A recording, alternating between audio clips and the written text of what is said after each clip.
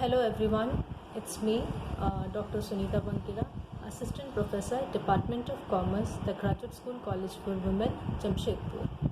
आज मैं आप लोगों के साथ कॉस्ट ऑडिट पर डिस्कशन करूंगी कि कॉस्ट ऑडिट क्या है, उसके ऑब्जेक्टिव्स क्या है और उसकी इम्पोर्टेंस क्या है। तो पहले मैं बताना चाहूँगी कि कॉस्ट ऑडिट क्या है।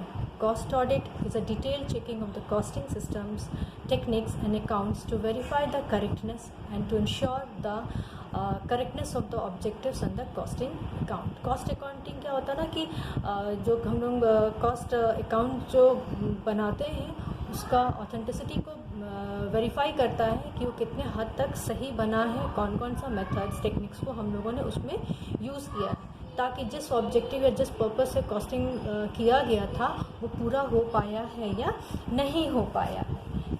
उसके बाद हम लोग बात करते हैं कि what are the objectives of cost auditing. Cost audit का क्या उद्देश्य है या क्या कार्य है। तो पहला इसमें होता है accuracy of the cost accounting. पहला क्या है कि इसमें जब हम लोग कॉस्ट ऑडिट को लिया जाता है तो ये देखा जाता है कि कॉस्ट अकाउंटिंग से जो हमको रिज़ल्ट मिला है वो सही है या नहीं है, उस पर हम कितना रिलाय कर सकते हैं। दूसरा अगर है तो प्रिंसिपल्स एंड प्रोसीजर्स जो फॉलो की जा रही है वो किस हद तक किया जा रहा है प्रैक्टिस में। तीसरा बात करते हैं उसका डिटेक्शन ऑफ एरर्स होती है। बहुत सारा काम करने के दौरान बहुत सारा एरर एंड फ्रॉड्स होता है कॉस्टिंग सिस्टम लागू करते समय, कॉस्ट अकाउंटिंग करते के दौरान।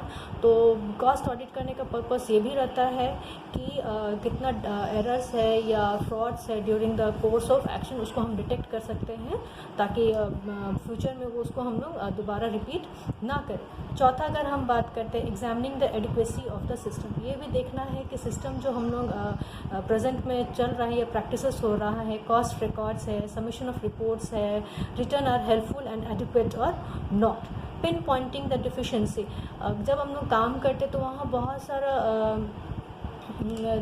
जब किया जाता है तो उस दौरान बहुत सारा डिफिशिएंसीज होती है या इनसफिशिएंसीज होता है, like use of raw materials है, लेबर है, मशीन्स है, assets which are not been used or may be are under deficiency, so we can take preventive measures against it.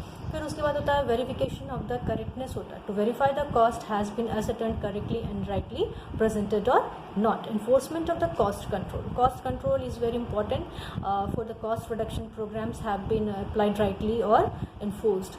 फिर होता है कि हम लोग बजट्स एंड स्टैंडर्ड्स होती है उसको भी हम लोग जान सकते हैं, to examine whether the expenditures incurred into the date is within the budget estimate and standard determine. फिर होता है आपका गाइडेंस टू द मैनेजमेंट है। आपको कॉस्ट ऑडिट जो होता है मैनेजमेंट को बहुत ही हद तक सहायक होता है by giving them positive suggestions and to improve the working of the cost accounting departments. इसके अलावा होता है कंस्ट्रक्टिव ऑब्जेक्टिव्स होता है, उसमें होता है कि इकोनॉमिकल मेथड्स ऑफ ऑपरेशंस होना चाहिए, suggestions of reducing operational cost है, then resolve the errors in the cost accounts and then lastly we can say suggestions and consultancy of the cost control. Moving on to the importance of cost audit, अगर हम उसका advantages या उसके महत्व की बात की जाए तो बेसिकली कॉस्ट ऑडिट चार कैटेगरीज में एडवांटेजेस रहता है। फर्स्ट है to the management, then to the shareholders, then to the government and lastly we can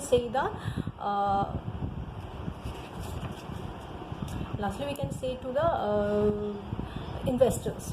So to the management, how it is an important or how it is advantages to the management. First है कि reliable data, management को एक reliable data मिलता है cost accounting के द्वारा, cost accounting and then to the cost audit से ये हम लोग बता सकते हैं कि जो cost accounting के द्वारा जो हमको data information मिला है वो कितना सही है, कितना फेयर है, एज वेल उसमें हम कितना रिलाय कर सकते हैं। तो ये सारा चीज़ पॉसिबल होता है कॉस्ट अकाउंटिंग करने के बाद कॉस्ट ऑडिट करना। देन होता है चेक ऑफ द वेस्टेज होता है। Cost audit regularly helps in continuous knowledge check and control of all types of wastage in operations.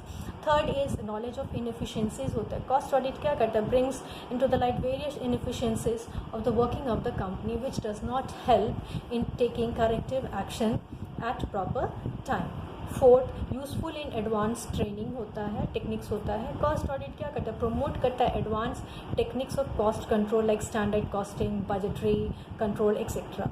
फिर उसके बाद क्या करता है, प्रॉपर वैल्यूएशन ऑफ स्टॉक करती है कॉस्ट ऑडिट, और ये बहुत हद तक मैनेजमेंट को एडवांटेज होता है, मिलता है कि like developing a proper system of valuation of closing stock and work in progress. Detection of error and frauds तो हम लोगों ने बात की ही थी। Then how it is benefited to the shareholders. पहला है कि इसमें फेथ इन द मैनेजमेंट होता है, शेयर होल्डर्स का जो फेथ है मैनेजमेंट के प्रति और ज़्यादा स्ट्रॉन्ग हो जाता है, as goodwill and faith towards the company's production, management and marketing management in the minds of the share holders.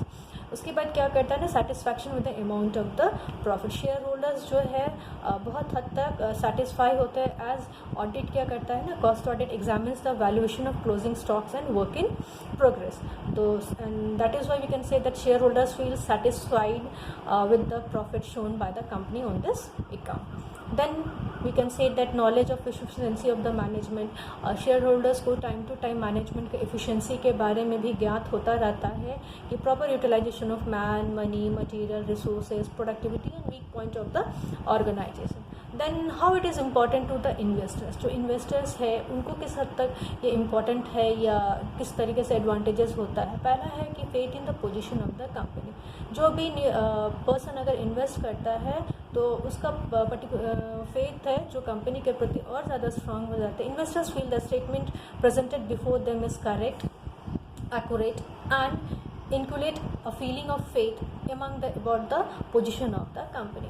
जब हम लोग कॉस्ट ऑडिट करते हैं तो उस दौरान क्या होता है ना कि एक हमको रिजल्ट मिलता है जो बहुत सेटिस्फाइंग होता है। इन्वेस्टर्स जो भी इन्वेस्ट करते हैं कंपनी, उन पर्टिकुलरली रिजल्ट्स या जो भी कंक्लूजन्स ड्रॉ किया गया है और स्टेटमेंट के रूप में रखा जाता है, तो उनका वो by the viewing over the statement वो लोग पर्टिकुलरली करेक्टनेस देखते हैं कि हाँ वो बहुत सही है, accurate, and then they feel very satisfied, और उनका जो फेथ है कंपनी का पोजीशन के प्रति या कंपनी के प्रति वो ज़्यादा स्ट्रॉन्ग हो जाता है। फिर दूसरा अगर हम लोग बात करते हैं असिस्टेंस इन लेंडिंग होता है, बैंक्स हो गए, कॉरपोरेशन या कोई भी फाइनेंशियल सेक्टर है पर्टिकुलरली कंपनी के प्रति ज़्यादा से ज़्यादा लोन वो लोग ग्रांट कर सकते हैं, as the cost audit done after the cost system helps banks and other financial institutions in granting the loan. उसके बाद अगर हम लोग बात करते हैं सोसाइटी और कंज्यूमर की बात की, कॉस्ट ऑडिट किस हद तक सोसाइटी और कंज्यूमर को हेल्प करता है, तो better quality eight reduced cost हम लोगों को मिलता है।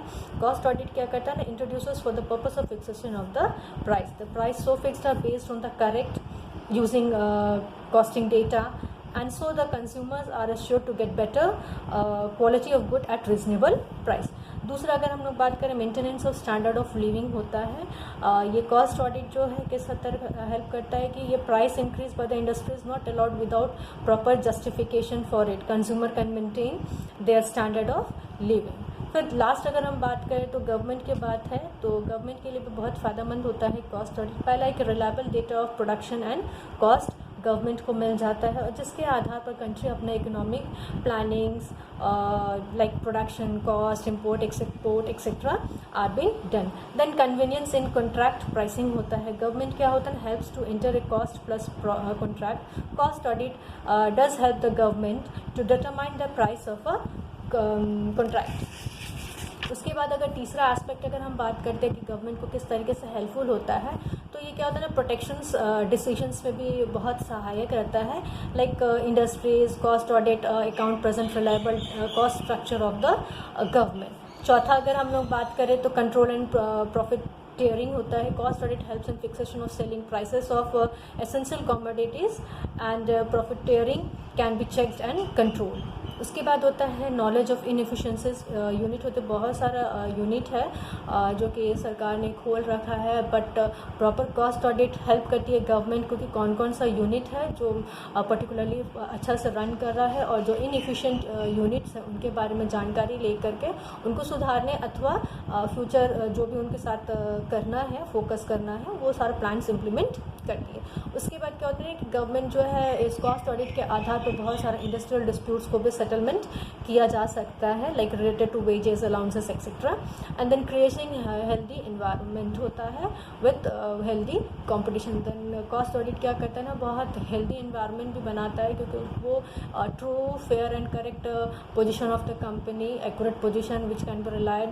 तो गवर्नमेंट क्या होता है ना कि इन कॉस्ट ऑडिट के आधार पर एक हेल्दी इन्वायरमेंट तो बनाती है, साथ साथ एक healthy competitions among the various sectors के बीच में रखा जा सकता है, लाइक इंडस्ट्रीज होती है, intra and inter competitions can be done, इसमें किया जा सकता है। इसके बाद हम लोग बात करते हैं कि कॉस्ट ऑडिट कितने प्रकार का है, what are the classifications of cost audit. Cost audit generally दो भाग में क्लासीफाई किया गया है, एक इंटरनल ऑडिट और दूसरा होता है कि external cost audit. Internal cost audit जो होता है वो कंपनी के एम्प्लॉयड पर्सन के द्वारा ही with the help of departmental staff के द्वारा इंटरनल ऑडिट की जाती है, और जिसमें बेसिकली जो पर्पस रहता है कि बिज़नेस का प्लान्स किस हद तक चलता है, उसमें करेक्ट बजट्स है या नहीं है, correctness of the accounts by the vouching, error detection of errors, commission principles etcetera are been seen. और उसके बाद हम लोग इसमें इंटरनल ऑडिट में forms and documents executed regularly and submitted punctuality. Then last we can say that in internal audit इसका जो काम होता है to ensure that the accounting is done daily.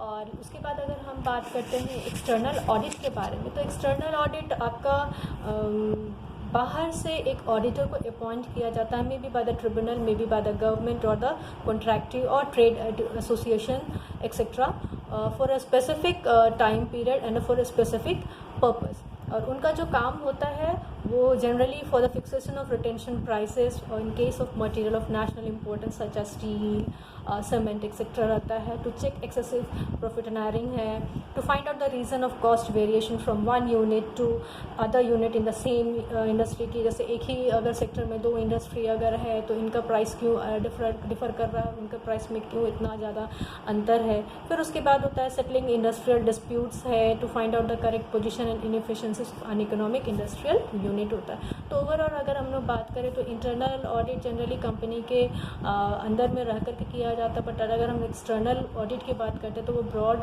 Aspect में बात की जाती है, जहाँ बाहर से एक ऑडिटर को अपॉइंट किया जाता है और वो particularly government, tribunals, trade association या कोई भी ऐसा व्यक्ति जो कि overall particular time period for the specific task के लिए आते हैं और वहाँ कॉस्ट ऑडिट करते हैं और विथ सम स्पेसिफिक ऑब्जेक्टिव। उसके बाद टाइम स्पेसिफिक ऑब्जेक्टिव और उस टाइम पीरियड के लिए उनको रेम्यूनरेशंस भी दिया जाता है।